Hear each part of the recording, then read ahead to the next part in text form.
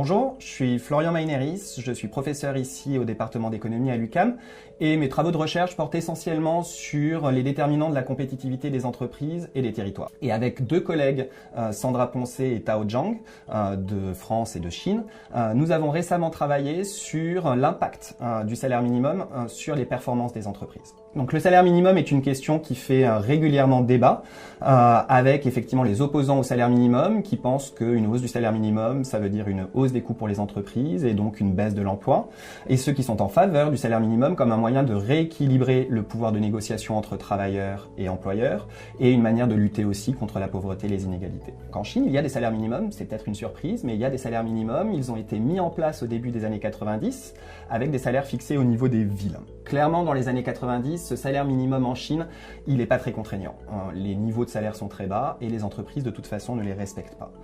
En 2004, il y a une réforme décidée par le gouvernement chinois et donc là on observe à la fois des hausses très importantes de salaire minimum. On observe qu'entre 2004 et 2007, la part des entreprises qui ne respectent pas le salaire minimum diminue d'environ 6 points de pourcentage. Suite à cette augmentation de salaire minimum, ce qu'on observe, c'est que finalement les baisses d'emploi pour les entreprises qui survivent sont très modestes. La raison qui explique cela, c'est qu'en réalité, ces entreprises voient leur productivité augmenter. Comment est-ce que cette productivité augmente? Ce que nous trouvons, nous, dans les données, c'est que ces entreprises font des investissements en capital et qu'elles semblent aussi se réorganiser de sorte à mieux gérer leurs stocks. Or, on sait que dans des pays en développement comme la Chine ou l'Inde, la gestion des stocks est un déterminant très important de la productivité.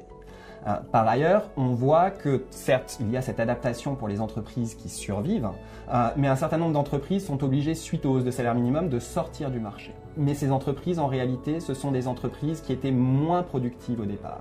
Donc nous pensons qu'au final, la conclusion de ce travail montre qu'effectivement, dans un contexte de pays en développement où il y a beaucoup d'inefficacité, la hausse du salaire minimum ne signifie pas nécessairement une baisse de l'emploi, mais qu'elle peut être source, au contraire, à la fois de hausse de salaire pour les travailleurs et d'une amélioration des performances productives du tissu industriel.